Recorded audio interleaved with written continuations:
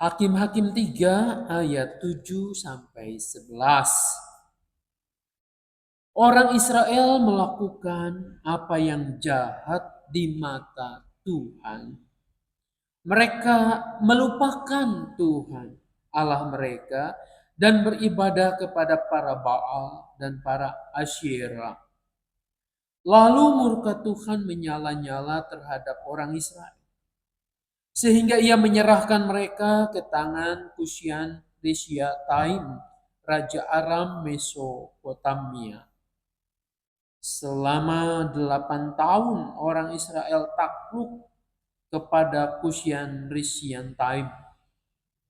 Lalu orang Israel berseru-seru kepada Tuhan, dan Tuhan membangkitkan seorang penyelamat bagi orang Israel yang membebaskan mereka.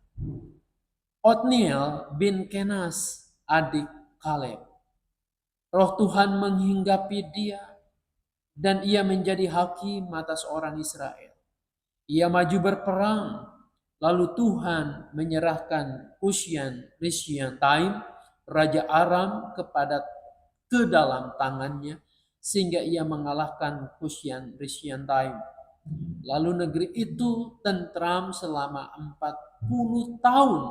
Kemudian Otniel bin Kenas meninggal.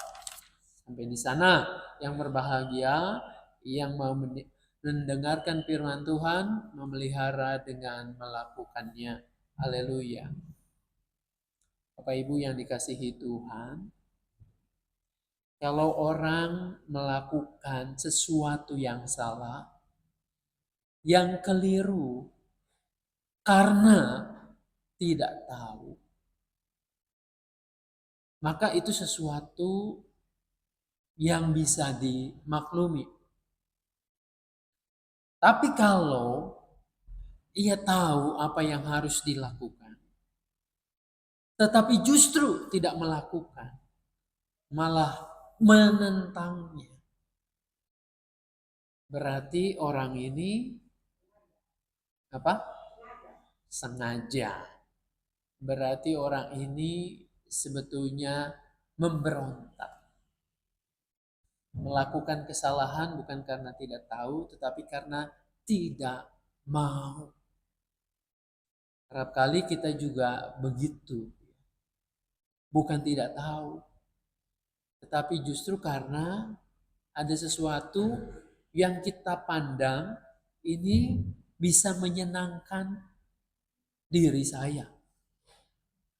Orang Israel pada saat itu ketika melihat nih kehidupan orang-orang di sekelilingnya, karena pada waktu itu ada orang-orang Kanaan.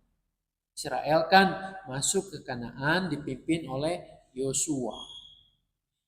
Dari situlah Yosua bisa memenangkan bersama tentu pasukannya, dan lebih penting lagi karena Tuhan menolongnya. Bisa menguasai. Tapi ada penduduk-penduduk yang masih tetap juga ada di sana. Lalu mereka melihat nih, ada yang menyembah berhala, disebutkan berhala Asyera begitu. Apa ini? Nah, mereka menyembah sesembahan mereka yang biasanya ada di pohon-pohon, ada di tempat-tempat yang disebut keramat. Ini ada penunggunya, ini ada dewanya. Kalau mempersembahkan sesuatu kepadanya, maka akan dapat rezeki, akan kesehatan, terpelihara kehidupannya, dilindungi dari wabah penyakit, mara bahaya, musuh, dan seterusnya. Lalu orang Israel melihat,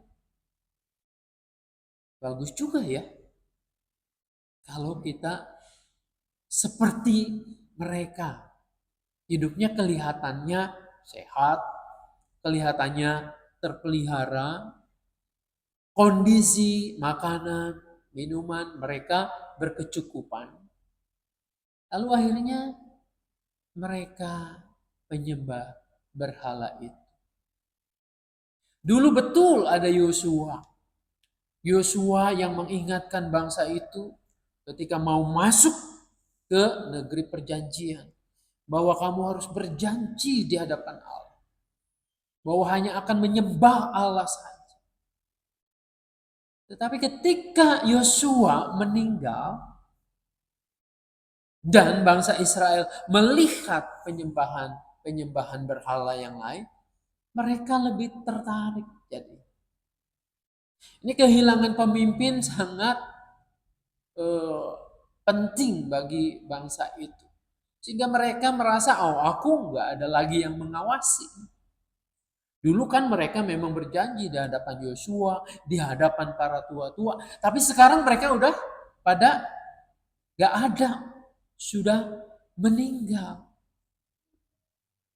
Jadi kita bebas menentukan kehidupan sendiri. Nah, kebebasan itu akhirnya mereka melihat ada banyak penyembahan berhala dan ikut serta di dalamnya. Maka dalam kehidupan kita seringkali begitu.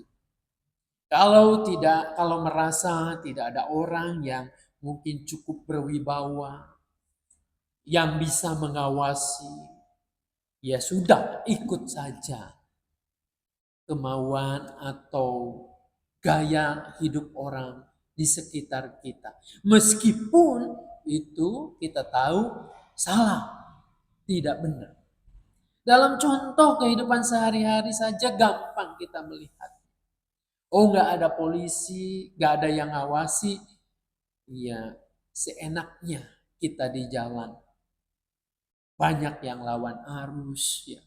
Banyak yang tidak menghormati pengendara yang lain. Naik motor, naik mobil, ugal-ugalan. Tidak memperhatikan keselamatan. Yang penting aku cepat sampai. Yang penting akunya ini.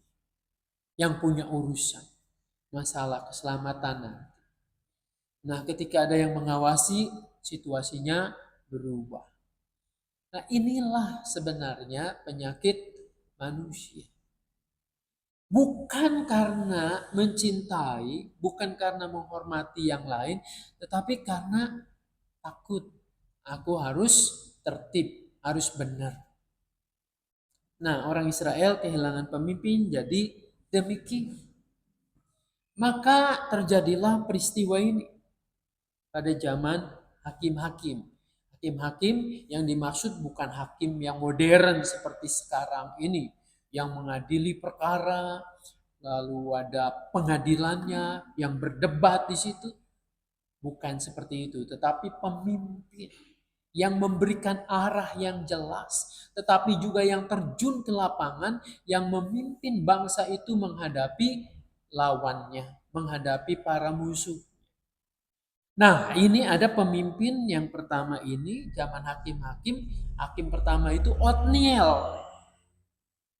Zaman Otniel ini adalah ketika orang Israel itu sudah 8 tahun katanya mereka ini ada di bawah tangan Raja Kusyanris Yantaim. Siapa dia? Ini dijelaskan Raja Aram Mesopotamia. Daerah Mesopotamia, mungkin daerah sekarang itu sekitar Irak, kurang lebih begitu situ lokasinya. Nah, mereka dikuasai, dijajah selama 8 tahun. Sebenarnya mereka itu udah tahu masalahnya. Ya. Masalahnya apa? Tuhan mendatangkan orang ini untuk menegur bangsa Israel itu oleh karena mereka hidup di dalam dosa, mereka melupakan Tuhan. Itu di ayat yang ke-7 kan jelas. Mereka melupakan Tuhan, maka Tuhan mendatangkan raja ini untuk memberi pelajaran. 8 tahun mereka hidup di dalam cengkraman penjajah. Mereka berteriak, berseru kepada Tuhan. Tuhan tolong. Ini ada bangsa asing yang kembali menjajah mereka. Mereka diperbudak lagi. Nah, saudara-saudara kan ini seperti itu ya. Ketika kita mengalami kesusahan, ketika kita mengalami terpuruk, kesulitan hidup, doa kita makin kencang sama Tuhan. Tapi ketika kita mengalami hal-hal yang menyenangkan, keadaannya cukup tenang, maka kita sering lupa. Malah kita sibuk dengan urusan kita sendiri. Urusan yang memenuhi keinginan saya. Disitulah kita melupakan Tuhan. Nah, apa yang terjadi? Tuhan mendengar, ya. Tuhan mendengar, mengindahkan seruan mereka. Sehingga ia membangkitkan katanya seorang penyelamat. Penyelamat dalam hal ini hakim yang tadi dimaksudkan pemimpin. Yang akan memimpin bangsa Israel menghadapi Raja Aram. Lalu disebutkan namanya itu adalah Otniel bin Kenas. Jadi Otniel ini anaknya Kenas. Kenas itu adalah adiknya Kaleb. Kaleb siapa? Kaleb adalah salah seorang pengintai yang dulu bersama dengan Yosua. Jadi generasi Kaleb itu generasi bapaknya ini, yaitu Yosua yang masih diberi umur panjang. Yosua sudah meninggal, Kaleb masih ada. Dan Kaleb punya anak. Anaknya itu akan lalu ia mengatakan, barang siapa nih yang bisa merebut wilayah tertentu, nanti akan kuberikan akan anaknya itu sebagai suami. Otniel ini tampil, ya. Oke, aku akan hadapi dan menang ternyata. Maka jadilah menantu dari Kaleb, Otniel ini. Jadi memang waktu itu Kaleb punya adik, adiknya Kenas. Berarti masih ponakannya. Masih ponakannya. Ini tampil nih. Ini bukan semata-mata sebetulnya karena garis keturunannya itu. Garis keturunan dari Kaleb yang dulu pemberani bisa masuk, bisa memata-matai bangsa Kanaan. Bukan hanya itu. Tetapi yang lebih penting dari seorang penyelamat ini, seorang yang memimpin, yang membawa kemenangan ini, disebutkan bahwa Kaleb ini atau Otniel ini, yaitu dihinggapi atau disertai Tuhan. Jadi ayat 10 mengatakan apa? Roh Tuhan menghinggapi dia dan ia menjadi hakim atas orang Israel. Jadi kunci utamanya bukan hanya sekedar keturunannya jelas, ya. Tetapi karena paling utama Roh Tuhan menyertai dia. Jadi orang yang mau disertai oleh Tuhan tentunya menyediakan hatinya, ya. Jadi sebenarnya kalau dalam terjemahan lama itu dia dipenuhi oleh Roh Tuhan. Bagaimana seseorang dipenuhi oleh Roh Tuhan? Yaitu bahwa kepentingan sendirinya harus disingkirkan dulu. Kalau di sini ada ego yang lebih kuat, ambisi diri sendiri yang dominan, bagaimana Roh Tuhan memenuhinya? Roh Tuhan dapat memenuhinya ketika kita boleh mengosongkan diri dari ambisi. Ambisi boleh, tapi ambisius, ya, keinginan yang besar yang terus-menerus dominan. Nah, itu harus disingkirkan dulu. Baru Roh Tuhan memenuhi. Ketika Roh Tuhan memenuhinya, inilah sebenarnya kekuatan dalam menghadapi tanda petik musuh. Orang yang diurapi oleh Tuhan, yang disertai oleh Tuhan, ia akan punya visi. Ia akan punya kekuatan ke depannya untuk membangun negaranya, untuk membangun bangsanya ini. Nah, buat kita ini sebuah pelajaran. Pelajarannya apa? Bahwa kita ini juga harus menyiapkan hati, diri kita supaya Roh Tuhan menyertai kita. Roh Kudus itulah yang membakar, menguatkan kita untuk boleh menghadapi berbagai macam kesulitan. Bangsa itu menghadapi musuh, tidak musuhnya lalu ditumpas dulu, disingkirkan, enggak. Tetapi oleh peran orang-orang di dalamnya. Jadi mereka tetap harus menghadapi musuhnya, harus menghadapi tantangannya. Tapi Tuhan lebih dahulu memberikan rohnya, artinya kekuatannya kepada orang-orang tertentu, orang-orang itu untuk bisa melakukan, menghadapi kesulitan. Jadi buat kita, jangan kita hanya meminta, Tuhan singkirkan masalahku, cabut dan angkat penderitaanku, singkirkan musuh-musuhku, maka aku akan tenang. Oh, Tuhan mengatakan enggak gitu caranya. Caranya adalah engkau menundukkan diri, engkau membersihkan hatimu, pikiranmu, lalu aku hadir di situ dan rohku memberikan kekuatan untuk kamu, dan sekarang kamulah yang harus menghadapi masalah, tantangan, penderitaan, dan seterusnya. Baru di situ kamu adalah orang-orang yang tunduk kepada Tuhan, yang takut pada Tuhan, yang akan bisa memenangkan segala pergumulan. Jangan mimpi kita bisa menang dari pergumulan kalau hidup kita, diri kita tidak menyediakan tempat terbaik untuk Tuhan. Kalau kita mengandalkan kekuatan sendiri, maka pasti kita akan jatuh. Biarlah pelajaran ini menolong kita nih, untuk kita boleh menghadapi setiap masalah dengan mengandalkan Tuhan. Untuk tidak lupa kalau masalahnya sudah selesai, lalu kita happy-happy lagi.